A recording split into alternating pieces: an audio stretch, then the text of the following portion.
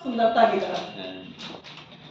तो हाँ, यो एवं ध्वनि विशेष स्वर वर्ण विभूषिता। विभूषिता मतलब शोभित होता है। स्वर और वर्ण से जो ध्वनि विभूषित होती है। रंजको जनचित्ता नाम, जो मनुष्यों के चित्त को रंग दे, वही राग।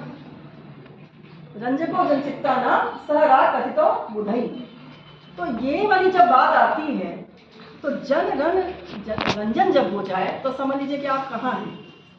आपका चित्त ही रंग दिया जाए, हाँ, चित्त ही रंग दिया जाए, और वो भी स्वरों के माध्यम से और इंस्ट्रूमेंट में स्वर के माध्यम से। एक बात यहाँ मैं और बोलूंगी, बहुत मजेदार बात बता रही हूँ। पद आप लोग जानते किसे कहते हैं? पद किसे कहते हैं? पद पता है ना, मतलब एक मूल पद पता है कि पद मतलब जहाँ पे वाक्य कविताएं होती हैं, कवित्व होता है, वही पद है, हाँ? तो राग में क्या है, जब हम किसी बंदिश को गाते हैं, जैसे मैंने गाया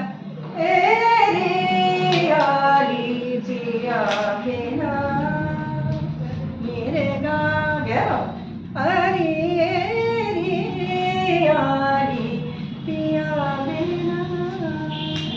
सखी कलरा परत मोहे घड़ी पल छिन दिन पिया बिना सखी जब से पिया परदेस गमन किनो रतिया कटत मोहे तारे गिन गिन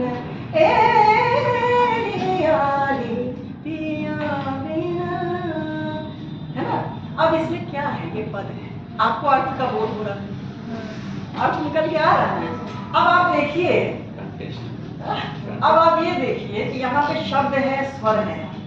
अब तबला नहीं बज रहा है, इसमें 3 ताल है, ठीक है, 3 ताल मतलब 16 बीट्स उसमें बंधा हुआ। तो बंधा हुआ को तो हमारे यहाँ शास्त्र में जो है वो गांधर्व कहते हैं। गंधर्व तो हमारे यहाँ देवता थे, उसी से गांधर्व है। तो गांधर्व में क्या कहते हैं, स्वर ताल और पद का जो समन्वय होता है वही गांधर्व। और ये जो स्वर ताल पद को का गंध जिसको महसूस हो, अब साइकोलॉजी आ गई, क्योंकि स्पर्श है, घ्राणेंद्रियां है, ध्वनि है, महसूस करने की स्थिति है, तो ये सारे है, ये सारी चीज क्या है, गंध आने लगे। गंध मतलब कैसा, जो बहुत खूबसूरत है, जो आपको ताकत दे, ऐसा गंध, उसको गांधर्व कहा गया है। गांधर्व, है ना। तो स्वर ताल और पद के समन्वय को गांधर्व कहा गया, वही संगीत है जो निबद्ध है। निबद्ध मतलब जो स्वर ताल और पद में बंधा हुआ है। स्वर ताल और पद में जिसको हम बांध के गाते हैं उसको हम गांधर्व कहते हैं। ये शास्त्रों की बात है और यही है। जब हम लोग क्लास में गाते हैं तो वहाँ बहुत सारी चीजें हम लोग करते हैं। एक बात मैं जो बता रही थी वो वहीं छूट गई है, अश्वनी विजय देशपांडे की बात बता रही थी। उन्होंने कहा राग के संदर्भ में, राग वो नहीं होता है कि कलाकार गाए और चला जाए, उसके बाद लोग भूल जाए, हॉल से निकले और उसके बाद वो भूल जाए, वो राग नहीं। राग ऐसा होना चाहिए कि उसका व्यक्तित्व तो निकल के आ जाना चाहिए, उसकी एक छत छा जानी चाहिए। कितनी बड़ी बात है। छत छाने का मतलब है उसका जो ऑरा है, उसके जो एसेंस है, उसका जो तासीर है, वो कई दिनों, कई महीनों, कई सालों तक आपके पास रहे। उस जैसा राग छा जाना चाहिए। और ये एहसास होना चाहिए कि वो राग जब आप सुन रहे थे तो आपको क्या महसूस हुआ। ये देखिए ज्ञान की बातें हैं। ज्ञान कब होगा, जब आप उसको सीखते हैं। ये तो बहुत कठिन चीज है, साधना है, कठिन चीज है। जब आप उस राग को सुनते हैं, आप उस राग में डूब जाते हैं, उस राग की पहचान में आप एकदम खो जाते हैं, उस राग का पूरा व्यक्तित्व निखर के सामने आ जाता है, पर्सनैलिटी सामने आ जाती है।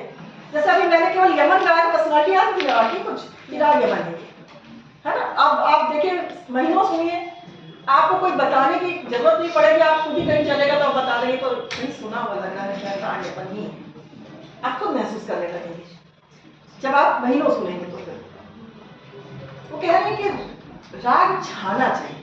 छाना क्या मतलब? उसकी एक छत छा जानी चाहिए, और वह ऐसी छत हो जिसमें आपको ये महसूस हो, आपको खुद दिखने लगे कि ये राग स्त्री था या पुरुष था, ये राग स्त्री था या पुरुष था, इसकी राग की ऊंचाई थी कि नीचाई थी, कितनी गहराई थी, ये राग काला था कि सफेद था। यानी आपको राग के व्यक्तित्व को दिखना, ये शास्त्रीय संगीत की ताकत है। शास्त्रीय संगीत की ताकत जिसको कहते हैं कि आप उसके गूंगा को लेकर के कई साल, कहते हैं ना, आप लोगों ने हिंदी में पढ़ा, हिंदी के बच्चे भी होंगे, स्थायी भाव पढ़ा है। स्थायी भाव क्या कहता है? ये कहता है ना, ये कहता है ना, जो आपके मानसिक रूप, मानसिक उसमें चित्त में सोए हुए रहते हैं, वो अचानक से आपके हर प्राणियों में विद्यमान होते हैं, और जैसा जैसा सिचुएशन होता है वो जान जाते हैं, और संचार में विचरण करने लगते हैं। रोमांच तो हमेशा होता नहीं है, रोमांच तो कभी कभी होता है ना, आंसू कभी कभी आते हैं।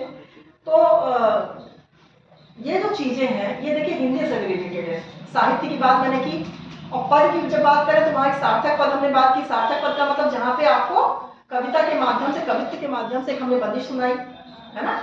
लेकिन निरर्थक क्या हो रहा है हमारे यहाँ? निरर्थक पद की भी सुंदरता है। वो कैसे है? जब आप सितार सुनते हैं, जब आप तबला सुनते हैं सोलो, जब आप वायलिन सुनते हैं सोलो, जब आप सारंगी सुनते हैं सोलो, आप रुद्र वीणा या वीणा जो भी चीज आप सुनते हैं, और आपको लगता है आपका चित्त एकदम बस शांत हो गया है, वहां किसी शब्द की जरूरत नहीं पड़ती है, वहां शब्द की एकदम जरूरत नहीं पड़ती है, वहां सिर्फ स्वर अपना काम करते रहते हैं। तो पद तो वहां भी है, बंधे हैं, उसको निरर्थक नहीं करते, हम लोग कहते हैं वो भी सार्थक है। तो पद के दो रूप दिखते हैं, एक जहां कवित्व होता है, और कवित्व होने के साथ साथ उसका भाव निकल के आता है। तो जो लोग नहीं जानते, मानी जो स्वरों से परिचित नहीं है, वो तो थोड़ी देर के लिए यदि बैठ भी जाएंगे कि भाव आ रहा है तो देखिए क्या कह रहे हैं, है ना। जैसे इस तरह की बात है, करना